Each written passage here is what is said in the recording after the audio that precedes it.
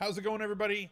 NFL season is over. Fantasy football season is over if you have played in your season-long league, in your friends and family league, but on daily fantasy on DraftKings, it just keeps plowing along. We got a 4-game slate for the wild card round of the playoffs this weekend starting Saturday, so it's an earlier lock than you're used to, but we have 4 games on tap. We have some really good plays. We've got a whole bunch of people here sitting in the chat on twitch.tv, on my channel, Al_Smizzle, waiting to ask me questions. As always, the chat is locked down to subscribers only, so if you want to partake in any of these NBA or NFL videos that I do and be a part of the chat, ask me questions, bounce things off of me, got to become a subscriber. Easiest way to do that is to use your Twitch Prime and attach it to your Amazon Prime membership. It gives you a free sub token, ad-free viewing all over Twitch, that you can use that token on this channel absolutely free, and I can't beat free. If you're watching this on YouTube and you haven't subscribed to the channel yet, why not? It's free. Click that subscribe button and let's mash that like button, see if we can get 500 likes on this video. This one's got a shorter shelf life than most of the NFL videos that I do. We got about 24 hours. So actually less than 24 hours. So let's see if we can get 500 likes in 24 hours. It might be a bit ambitious on my part, but I think that we can get there. Thank you very much and help me get to that point. Let's see if we can hit 500 on this video. Let's get to the chat. Got a bunch of people here. Let's take the questions from anybody who wants. Run the Foot Market, thank you for the host. 16 viewers coming over from your channel. Appreciate that, brother. Pons, thank you for the new sub. Appreciate you. Am I hesitant on McCoy? Feel like he's all the Bills have on offense and could be a good play this week. My problem with McCoy is that he's hurt. Even if he plays, he's not going to be 100% against a team that is as tough as they come. I think that Jacksonville is the one game that might turn into a blowout this weekend. If things go the way that I believe that they will. I want Fournette in that game. The only Bill that I want is probably Charles Clay based on his pricing. Jags receivers. Yeah, Jags receivers are kind of a mess, right?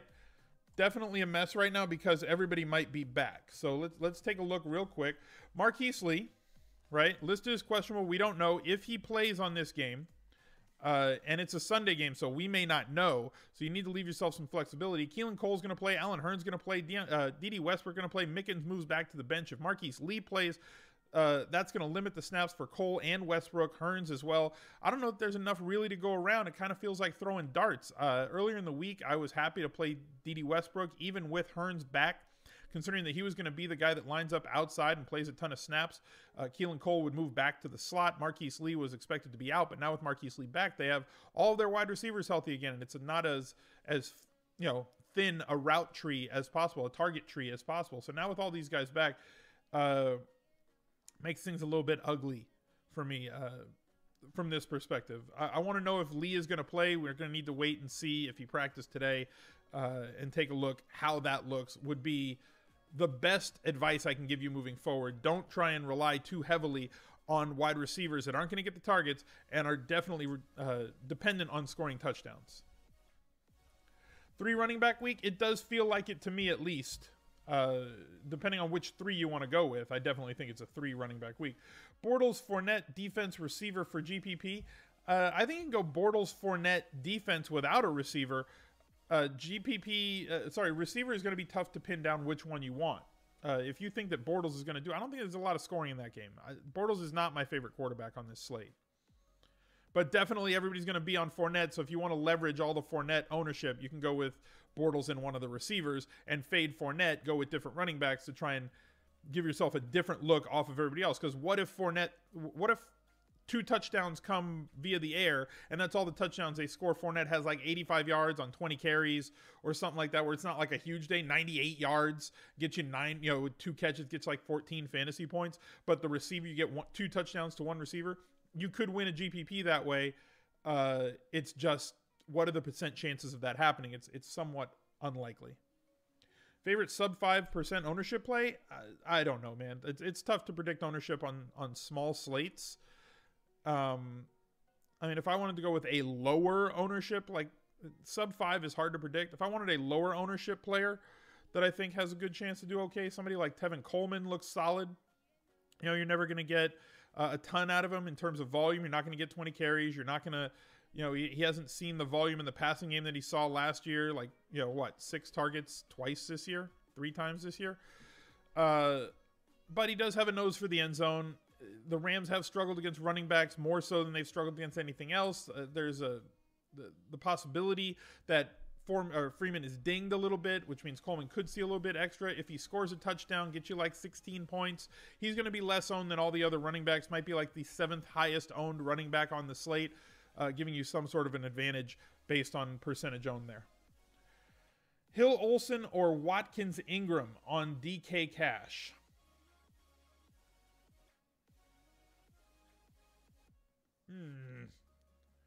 I think Hill, Olsen is the higher floor way to go there, at least for me. Is Gurley a must-play in all formats? Correct. I don't see any way he doesn't score at least 30 points. Ducks fan said, I think Gurley is a smash play. I want to have as much of him as possible.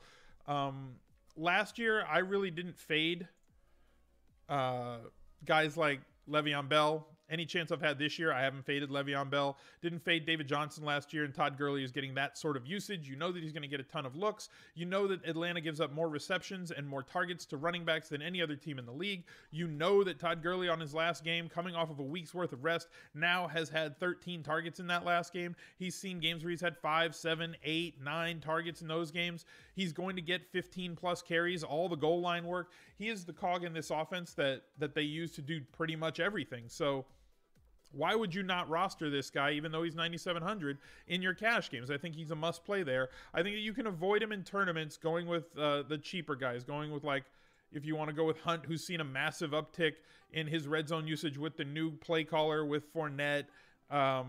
If you want to go 3 running backs, and then with Ingram, it still leaves you needing value. But if you want to go 3 running backs and avoid paying all the way up, you can get there by going with those 3 if you don't want to pay for Gurley. But in tournaments, fine. I just want Gurley in cash.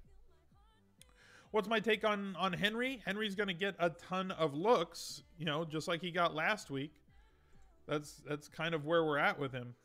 But against Kansas City, and as good as they are, I mean, this is his game from last week, right? Derrick Henry last week, 28 carries, 51 yards against Jacksonville. So take that with a grain of salt, considering that Jacksonville is as good as it gets. Kansas City, a good defense as well, especially a good defense at home.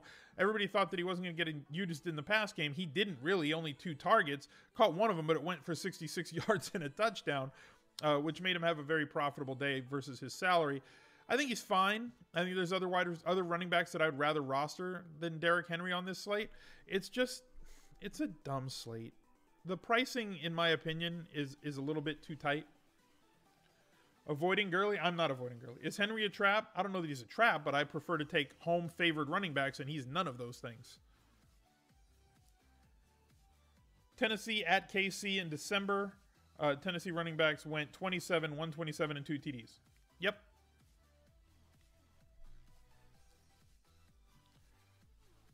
Lesser usage of Ingram a concern at all? Okay, well, let's look, right? This is one of the things that I was talking about in Best Buys this week. So we have Kamara all the way up here at 8,600, right?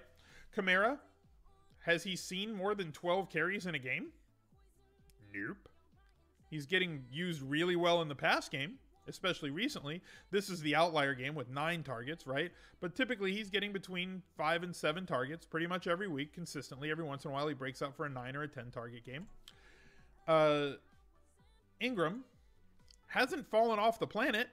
He's still getting the, equal amount of carries, and especially inside the 5 and 10 yard line work with this offense. And he's getting used in the passing game. 4, 3, 6, 5.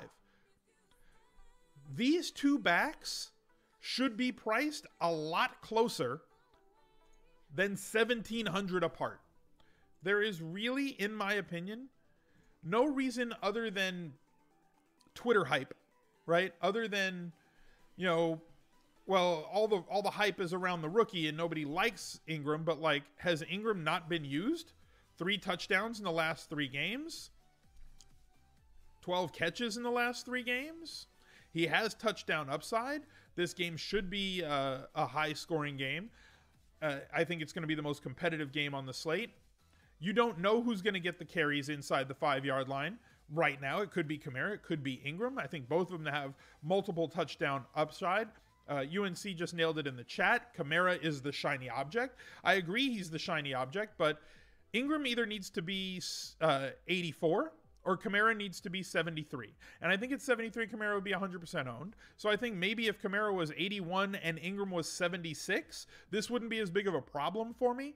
But I really prefer Mark Ingram in this spot, just based on the fact that the pricing is so tight. Now, this is DFS specific. This is slate specific. He is so cheap relative to the other running backs on the slate, especially one on his own team that's getting the same amount of usage than him. I think what people fall in love with Kamara is this. Long of 40, long of 40, long of 40. You know, if you look at his game, long of 40, long of 25, long of 29, long of 23, long of 74. You fall in love with that big play. But in the weeks that big play isn't there, right? And you know that touchdowns create the most upside. And Kamara's got 2 touchdowns in the last 3 weeks, but Ingram's got 3. So why is the guy who basically, Kamara scores more. Kamara has 13 touchdowns. Mark Ingram on the year, 12 touchdowns. I'm just saying the price difference shouldn't be this large. I think Kamara is a fantastic player and a fantastic play this week.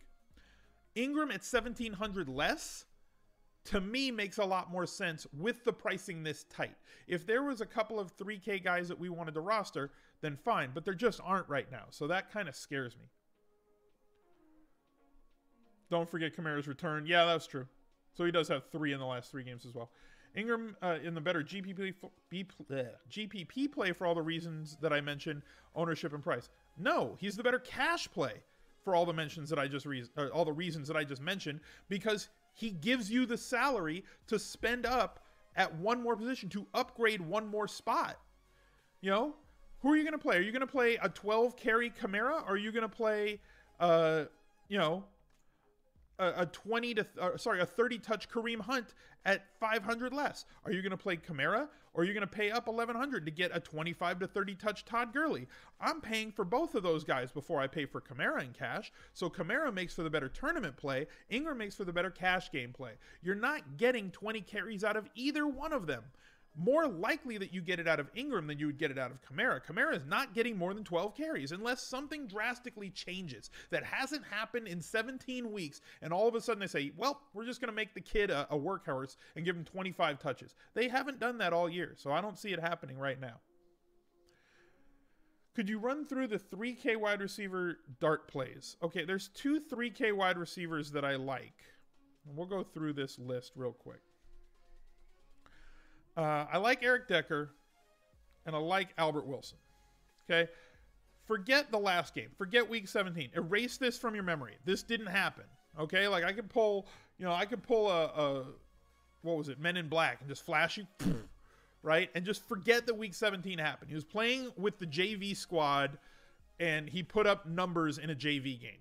However, playing out of the slot the previous few weeks with everybody there, 8 targets, 7 targets, not much touchdown, 5 targets, more snaps. He's on the field for more snaps right now, running more routes, getting more looks. Not very much touchdown upside here. He is 3,300 on a slate where we need to find value. Eric Decker, however, much better red zone target, doesn't have touchdowns recently either, but has run more routes, has seen more snaps, has gotten more targets, and had more catches than he's had any of the games earlier this year, right? Like, you look at this stretch where he was getting 4, 3, 3, 4, and then you look at the end of the season and he's getting 6, 10, 5, 5, 6. He's more involved in this offense right now. They're a little bit more dinged up. DeMarco Murray out of there. They have to stretch things out to the wide receivers. Decker is my favorite sub 4K wideout that's there. Albert Wilson, probably my second favorite. There's nobody else really in this range that I love. Demir Bird is on IR, not considering him. There's nothing really down here that I like. Now, if Wilson's out, that might open up Robinson, right? Again, forget this game. But if he's out, DeMarcus Robinson may play more snaps, but it's a really, really, really high risk play if you're going to go that route. LB Raider, thank you very much for the Twitch Prime sub. You've been a sub before. You must have missed your resub. Thank you for resubbing to the channel, even though it only shows 1. He's not Penske material. Exactly. Do I think it's viable to run 2 sub-K wide receivers in cash, sub-4K wide receivers in cash, to fit Ingram or Freeman in the flex spot? I don't hate it. I don't hate it. And in full PPR on DraftKings, sometimes you just got to do what you got to do, right?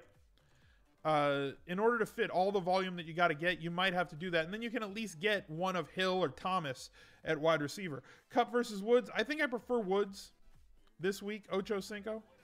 Jägermeister getting involved with the 2 months in a row with the Twitch Prime sub. Thank you very much for the continued support. Power Bait filling the cup. How many bits was that? 50 bits. Thank you very much for the 50 bits, which in actual English is 4 bits. Appreciate the support.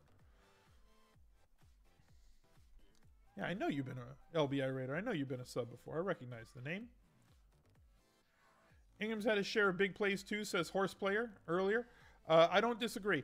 Thoughts on Julio Jones this week? Well, let's look at the wide receivers, right? So, bing, bing, bing. We have Julio Jones, who's been up and down, and against the Rams, you know, he's getting a good looks, right? 11 targets, 8 targets, 11 targets. People have been really frustrated with him because this is ridiculous, right?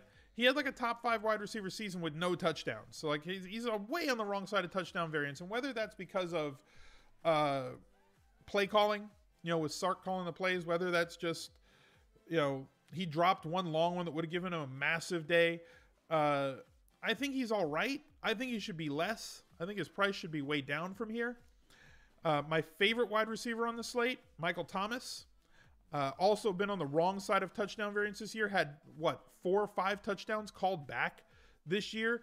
Whether it was falling on the one or getting it called back from holding or one that was called not a catch that we thought was a catch, just gets reversed. He's had more 80-yard receiving games than anybody else in the league. 9 of them, I believe, over the course of the year. No other wide receiver has done that. He is the highest floor wide receiver this week in terms of the way that I'm looking at it. And he's got multiple touchdown upside, considering that he's going against Carolina, who have 2 of PFF's worst graded cornerbacks in the game, and he runs more routes out of the slot. I think he's got like 47 routes run out of the slot. 47 targets out of the slot when no other Saints wide receiver has more than 26. So he's running a lot out of the slot, and that is where Carolina is extremely vulnerable. It's not just on the perimeter. They're also vulnerable inside the slot. I think Thomas is great here. But you look at the pricing of these two, $8,000 and $7,800. Tyreek Hill makes a lot more sense at $1,000 less, right? You're not going to get the 10-plus targets out of Tyreek Hill, but you don't need him based on the fact that he's catching basically a 35-yard or more catch every week, but 4? Every week but 4 weeks, he's had a catch that's 35 yards or longer. Absolutely ridiculous. A lot of those end up being touchdowns as well. You get return equity. You can get the double dip if you pair him with the Kansas City Chiefs defense and he returns a punt for a touchdown as well. The slate breaking ability for some of these players. I think Michael Thomas has it. We know that Julio has it. We haven't seen it this year. Tyreek Hill, multiple touchdown upside and long ones as well, getting him the bonus, getting him over 100 yards, getting him 1 or 2 touchdowns. When everybody's got to defend Kelsey and everybody's got to stack the box against Tyreek Hill, or not Tyreek Hill, but Kareem Hunt, opens up Tyreek Hill versus 1v1 coverage on the outside. It allows him to get deep a lot. So I think he's my favorite one out of the trio. But I'm definitely going to have a lot of Thomas and a lot of Tyreek Hill. I want to overweight the field on Thomas in tournaments. Would I rather go for 3 higher running backs or save the salary for Michael Thomas in cash? That's a decision you're going to have to make. I think it's a 3 running back week for sure. I don't think that there's enough value. It's either a 3 running back week or a 2 tight end week. I think that's the only 2 routes that you can go with your cash game lineup. Punt at D in cash. I think the punt at D in cash is the Rams. You can punt with a high-profile defense that's really good on special teams. The Rams have one of the best special teams in the league. You do have touchdown upside there. Great pressure on the quarterback. They provide a lot of it. They would be my punt D at $2,700. They're my favorite low-price defense. My favorite defense overall would be the Chiefs, and then obviously I like the Jaguars, but they're a little bit cost-prohibitive at $4,400. Would I roster Thomas and Ingram in the same lineup for DK Cash? You can. I'm not against that. The route of how you're going to get to the rest of the players that I think you need to have in cash games or that you're going to want to have in cash games, that makes it a little bit tough to pay all the way up there.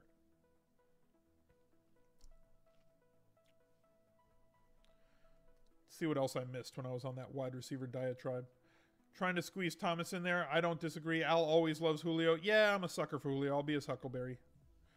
I mean, he's like the most talented wide receiver. He's one of the most talented wide receivers in the league, top 3. Maybe one of the most talented wide receivers of all time, right? Considering size, speed, leaping ability, hands, all the like raw skill set, there's very few guys that you could say, maybe Randy Moss, Calvin Johnson, like on measurables and all those things were physically more dominating than Julio Jones. He gets schemed out of touchdowns, but like we've seen so many huge games from him.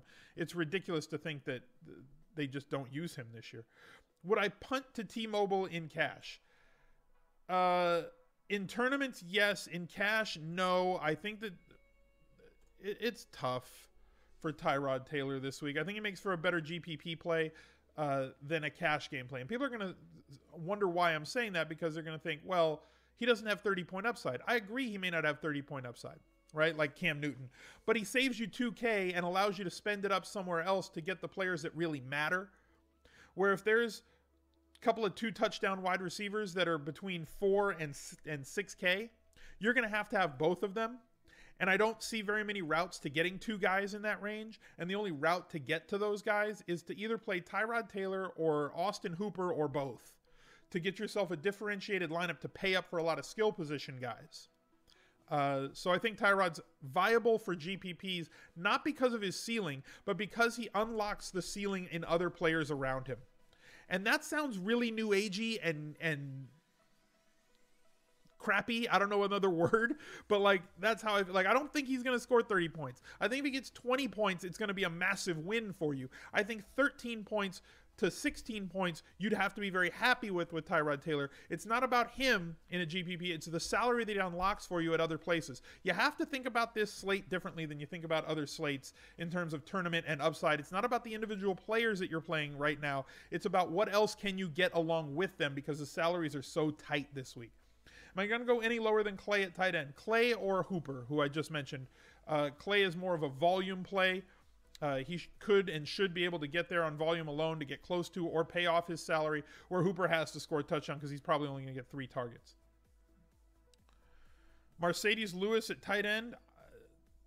I mean, maybe a tournament dart throw. Not somebody I'm looking at for massive usage. Like if you're looking for like a tournament dart throw, sure. Devonta Freeman saw a huge increase in targets last week. Let's look. Yeah, he got 11 targets last week and 11 carries. Sometimes it's just an anomaly, guys. You know? Sometimes it's just an anomaly. You know? Tampa Bay, Coleman was out, right? So he saw all the usage. He got all the carries these 2 games, New Orleans and Tampa Bay. Those without Coleman. Coleman's back now. They've been splitting 60-40 in the games that both of them are healthy. I don't see a path to 10-plus targets for Devonta Freeman, considering that he hasn't gotten that anywhere outside of the 1 game that they played.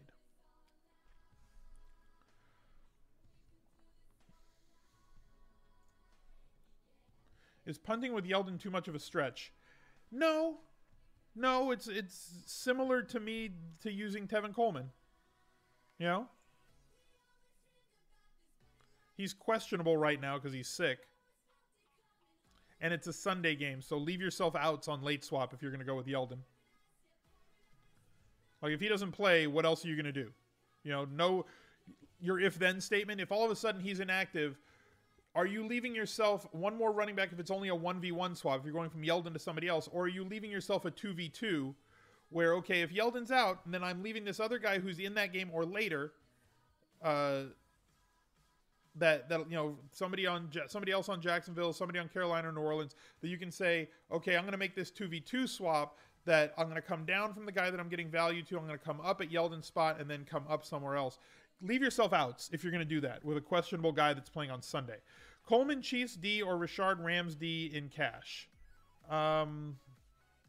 Rish Rams.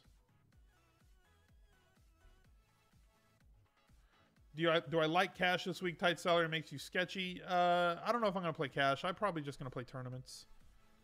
I mean, cash, if it's done right, cash at the high stakes. Like if I'm going to play cash, I'm playing 109s, 215s, 535s, because that's the level that I have to play to balance out my GPP spend that I do. So like I have to play those levels in order to have proper allocation. At those levels, you're talking about 1v1s and 2v2s. I might as well go out in the street and flip coins. If you're playing $1, $2, $5, $10, $20, people will make mistakes at those levels, right? So instead of 1v1s and 2v2s, you could have 3v3, 4v4, 5v5s against a lot of the randoms that play at 1, 2, 5, 10, 20, right? There's a lot more casual money at those levels than there is at 109 plus. So if you're playing high stakes, I would probably, take it easy on the cash this week. Maybe just have some fun, focus on GPPs, try and win the money in GPPs by flexing leverage versus the field. But if you're playing cash games and you're playing low stakes, I think people will still make mistakes at the lower stakes. Couldn't Ivory be your pivot with Yeldon out? Isn't Ivory more expensive? He's 200 more, so you'd have to leave yourself 200 in salary, right? Yeldon's 3,800, Ivory is 4,000. You could definitely do that if that was the route that you wanted to go with your value guy, but realize that you'd have to leave 200 available in salary. Don't go all the way to 0 if you wanted to make that late swap. You think Marquise Lee has the biggest game of Jacksonville and Cole goes back to irrelevancy? I mean, if Marquise Lee is there, he's the main target getter. I don't disagree that he's the big guy. Cole isn't somebody that I've been on this week. If I was going to play somebody with Lee out and Hearns back, it was probably going to be D.D. Westbrook at his price. But again, not somebody that I'm really all that thrilled to play. So hopefully you guys have taken a look at the Best Buys article this week. Hopefully you've listened to the Edge podcast. I also did an episode of the 06010 podcast with Field Yates. Take a listen to that if you already listened to the Fantasy Football Focus on ESPN. A lot of content out there for this weekend. I appreciate you guys taking the time to watch this video on YouTube. Let's see how many likes we can get on it before tomorrow. And before you leave, be sure to click that subscribe button. Thank you very much for being here and appreciate it as always. Bye, everybody.